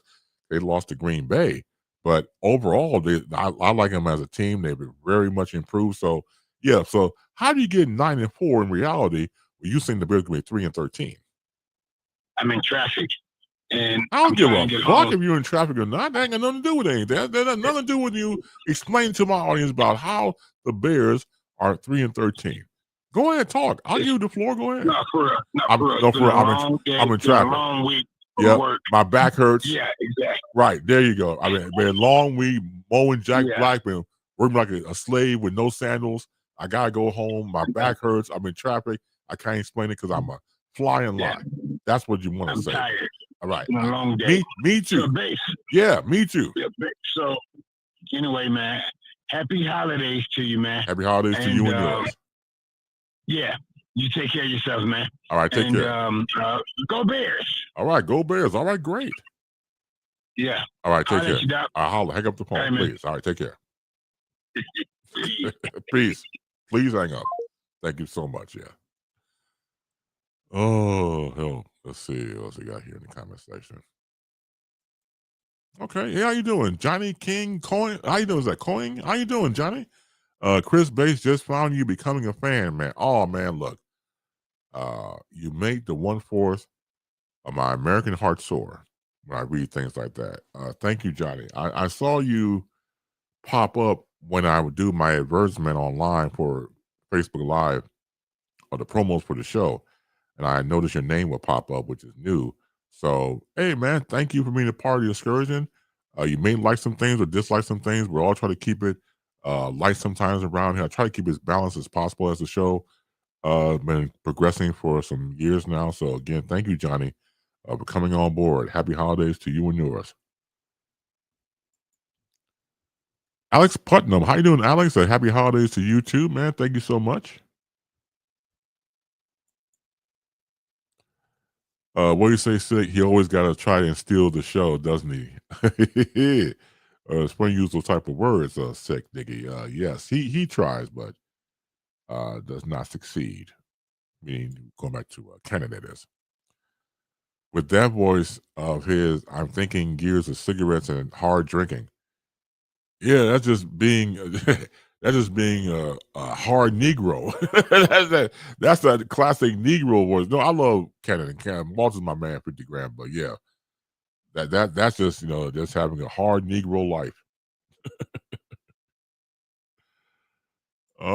Sig also type a lot of NC2A athletic programs represent not only these schools but also their brands. The brands are right about that. A lot of these schools are also brands. But correct. No, you're right, because Now, since we have NIL involved, it's always been about money. Let's not once again, let's not put our heads in the sand. It's always been about the long green, always, but not all in the open.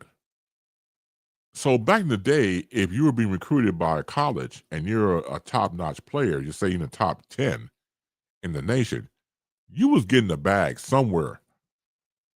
Either your parents got it or you got some little taste or something. If you watch the movie Blue Chips, Nick Nolte plays I wouldn't say kind of Bobby Knight character. It's funny because in the movie they actually play Indiana and Bobby Knight's in the movie. Plays a college coach and he has a dismal season and decides to start being corrupt. I put it like that. If you have not seen the movie, it's a fantastic movie. Shaq's in it. If you're a fan of sports, Penny Hardaway. As a matter of fact, when Shaq was making the movie Blue Chips with Penny Hardaway, he went back to Orlando management and said, we should get him in the draft based upon him playing with him in the movie Blue Chips. Ooh, so yeah. Let's see what else we got here.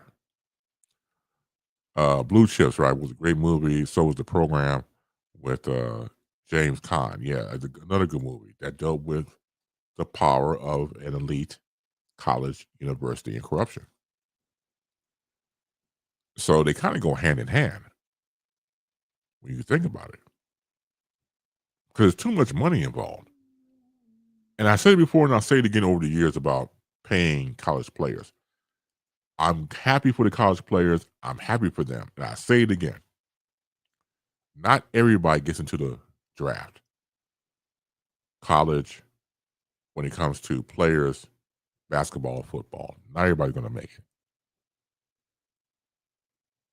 So just the fact that you went from high school to college and you're playing or got recruited, that's right there is an achievement most will never get to.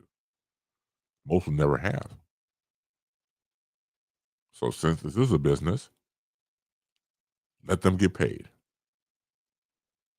They have been paid for a while under the table. We just didn't know about it or wasn't privy to it, obviously. But pay them.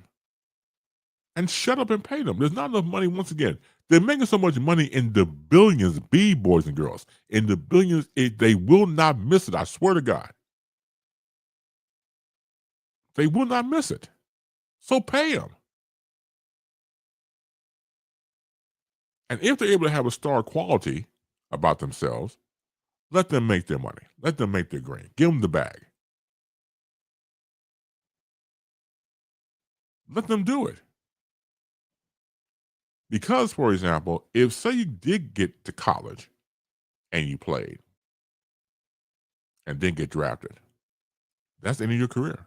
Unless you want to, I don't try to go overseas and make something of yourself, but that takes money too.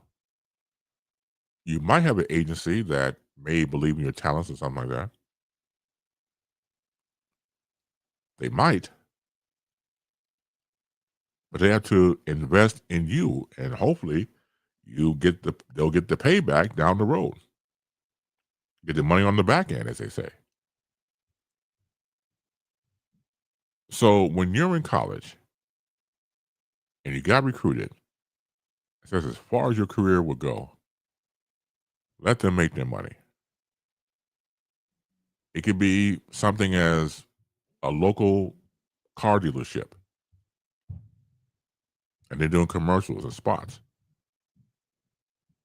and then going from there.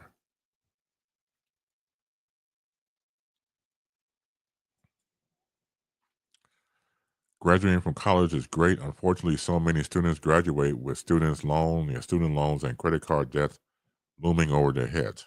Well, that's another part of the conversation. I remember when I was in college, and one of my classmates had pulled up with a drop top Chevrolet something. I forgot the make and model. It was springtime. I said, dude, where the hell did you get the car from, man? Oh man, I got this car from Bob Watson. I don't think no relation to John Watson in the comment section there. But Bob Watson used to be a dealership back in the day. And he got it from Bob Watson. And I know his ass stayed broke. He borrowed money from my ass. So I know he stayed broke. How the hell you get this car? Is it legit? You slinging that shit? I mean, really, because that's my boy and everything. My man 50 grand. But I take that back. My man minus 50 grand because he didn't have any money on him. The Negro stayed broke and he got this car. So he told me that they're not recruiting, they were signing up people to get credit cards. And his credit limit was $500, something like that. So he got a little bit of down payment on a car. And that's how he got the ride. I'm like, damn. So they came back, meaning the credit card people. They checked my background, and I had a credit of $2,000. I'm 20, 21. You say I got a credit limit of $2,000? Man, I was big money grip. Like, where do I sign? Sign my name. Sign your name on the dotted line. I did that shit.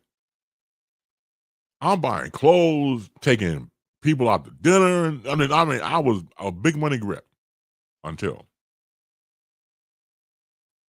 I had to pay. I'm a college student. I ain't got no money. I ain't got no job. I had to pay with interest, mind you. Damn it, I got. I got. That's what happens. Let's see. Listen, I walked a good show. I got a roll. We'll catch up soon. Just John Watson. We got to do that. John, good to see you, man. Yeah, we got to reconnect soon. Thank you, brother, for being here.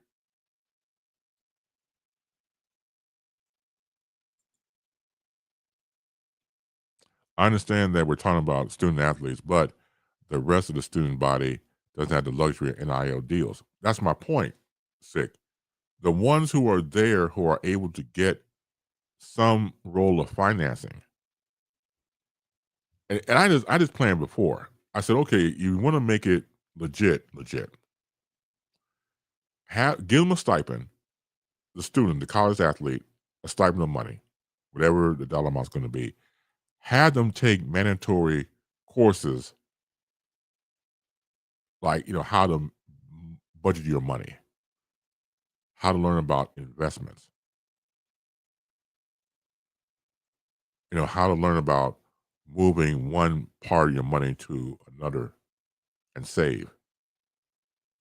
Have them take mandatory courses next to the stipend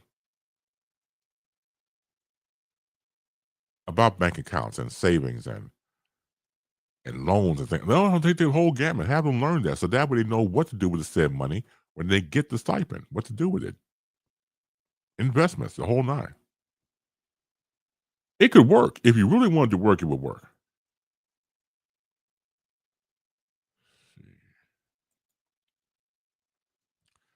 I remember Marlon Wayans and Senseless and how he had to earn money while as an economics major. Sick types. I remember that. Absolutely. Was up to Dr. Al Greer. How you doing, doctor? He says, Base, Greer, how you doing, man? Good to see you on the flip side here. My birthday party is Saturday, December 20th, room 43, 1039 East 43rd Street from 11 a.m. to 3 p.m. Donations are welcome. Again, of course, this is a day party. My old ass can't do it no more from the standpoint of being out at night without calling hogs. So, yeah, I'm glad it's a day party. That's great. So, again, let me read it again. Dr. Al Greer's birthday party, Saturday, December 20th at room 43, 1039 East 43rd Street from 11 a.m. until 3 p.m. Donations are welcome. I have been to great Dr. Al Greer's birthday party about a couple of years ago. Sensational, great people. Got a chance to reconnect with some people I haven't seen in a long time, and had a great birthday party celebration for Mr. Greer. So, happy birthday, Mr. Greer. Many more to come.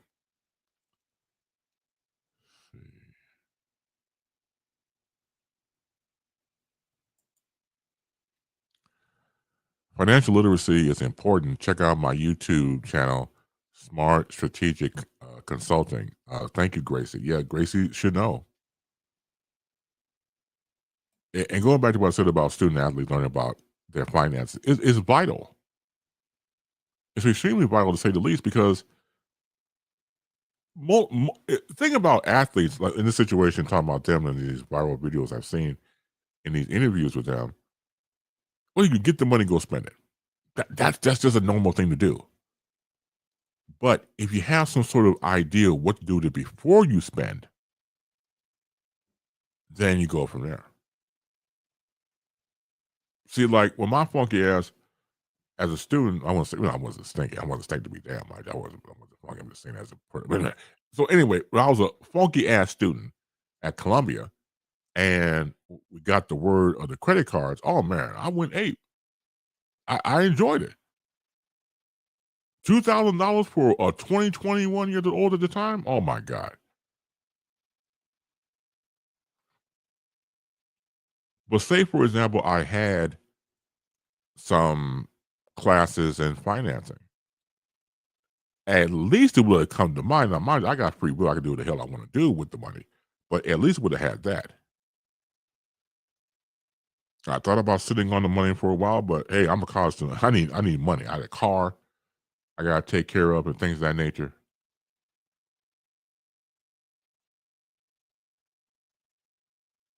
I had a job. I was working as a men's clothing salesman at two places. There used to be a place called My Stell's Clothing on Wabash. Yeah, it was on Roosevelt and Wabash. It's currently a Jewel's now, but it used to be a 3-storied clothing store for men, women, and children. And I worked downtown at a place called Moda, which is around State and Madison in that block. It used to be like was a Burger King there at one point, and then they had various stores, obviously. But yeah, it was. I worked there, same as a men's and clothing sales. But yeah, it was fun. You combine that with $2,000 credit limit. Oh yeah. To your point, how many of these students took home economics and similar classes in high school? Well, I don't know. I mean, that's a good point. Well, all I'm saying is, lesson learned. When I watch these former athletes talk about the money they got from college or their first check in the NBA, for example, and you just spend, spend, spend. You do that. Even the NBA, I'm sure that the NFL has a similar program.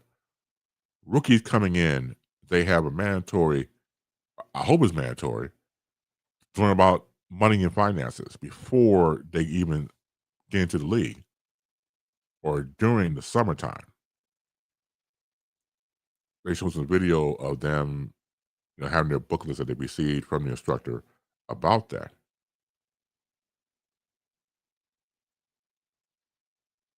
Now, again, it's different when you live in a superstar status. We're talking about like the average player here. Superstar status, like, okay, someone like Shaq, where Shaquille O'Neal was playing. Shaq got to the point where when he got to the LA Lakers, he banked all his Lakers checks. He didn't even touch it. He lived off the interest. Then, off the interest,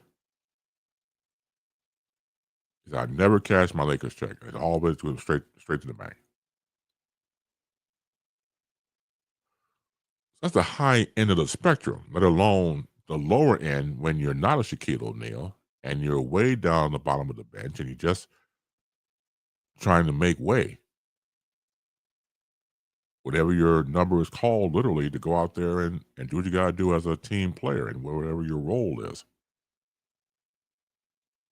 If you're lucky, you can get a decent shoe deal. It doesn't have to be a shoe deal. You can say you like Nike, and then Nike pays you, of course, to go on the court with their shoe, and vice versa, and things of that nature. But outside of that, pretty much what I can see is depending on the person themselves, he or she. So, say for example, you got drafted by a team in an NBA. Of course, you get paid. You got to pay the agent, then other miscellaneous things. Depending on where you are, if you're in Florida, you don't have to pay taxes. So you got to pay taxes. I don't know if it's true or not. I think it is. I think that somebody said that when you work in the NBA and you're a player, you got to pay tax on each state that you're playing in. I don't know if that's true or not, but I think it is because I heard other sources from over time that said that. I'm like, you got to be kidding me. So you got to go through that. So once the check is whittled away, how much do you have at the very end? And then that's when, of course, investments come into play, moving monies to somewhere else where you can get uh, a stream of revenue coming in that's consistent outside of your check.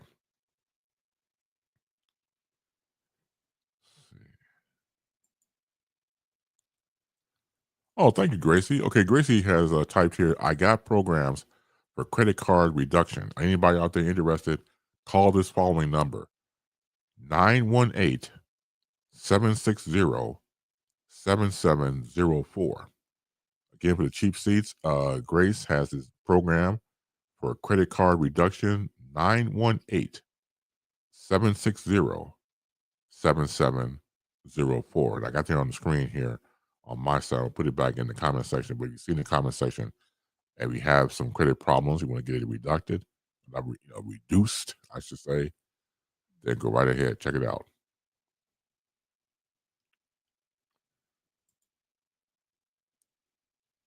That's good stuff. So let's see here. Do, do, do, do, do.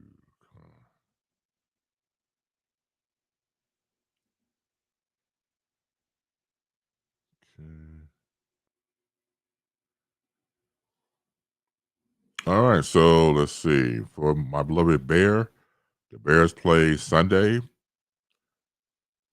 12 p.m. Kickoff versus the Browns. The Browns are 3-10. The Bears are 9-4. After that butt kicking they got from the Green Bay Packers last time. I'll go with the Bears on this one. I know, but Shedeur Sanders, who's playing quarterback for the Browns, he just might give us the business. I don't know. He's looking good in his past game, so we'll definitely see about that. So yeah, I give the Bears 10-4 after beating the Browns.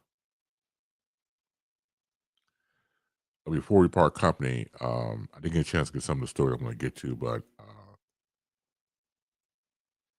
Omar mentioned about Dick Van Dyke being 100 tomorrow. I want to give a special shout out to my mother, Vera L. Green. My mom will be 90 on Sunday, December 14th. She'll be 90 people. I talked to some of my friends recently, and it's beyond a blessing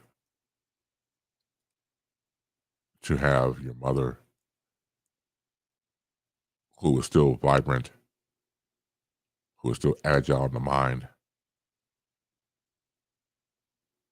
is an overall cool person. Overall cool person. It humbles me completely. 90 years old. I'm talking to my sister about what we're going to do and go from there. It's going to be a beautiful thing. So my mom personally wants to get to 100. That's her goal. She made that clear for a lot of years now. She wants to get the goal of getting to 100. 100. I know I'm biased because she's my mom, but knowing my mom's personality and things like that, outside of the good Lord himself, she just might pull it off. But 90 years old is nothing to sneeze at. So that right there is just completely humbling. It really is. Hey, Lydia, how you doing, Lydia? Happy birthday to your mother. Thank you so much for that. Absolutely. Pass on the greetings. Congrats to Mrs. Green on her 90th. Thank you, Sick. Please extend birthday greetings to Miss Vera. Thank you, Barbara Dean. I'll do all of that. I'll do all of that. I'll share the story with Denver Park Company. So back in the day when I was a teenager, I know they still have it or not, they used to have what they call TAs, teacher assistants. And you worked in the summertime. So here in Chicago, the Chicago Public School System, CPS, and they had that program for teenagers who qualified to be teacher assistants for summer school. So teaching would be part of summer school. Like myself, I qualified. I became a teacher assistant depending on the classroom I was assigned to. And this happened every year. So one year, I was assigned to my mom's school. Cool. I don't. I had to ask mom if she worked it out. Mom didn't work it. I don't know if she worked it out or not, but I was assigned to my mom's school that summer. Someone wrote something disgusting about my mom, spray painted on the entrance to the school. My mom was school principal. And I saw it and read it. I was actually pissed. I was actually mean. I was mean. I was hot. Smoking the city. And my mom said, "What are you getting upset about, Chris?" I said, "Well, they wrote about you here on the doorstep here. That's not me." And kept walking and just, "Come on, baby, let's go." Kept on walking. That's my mom.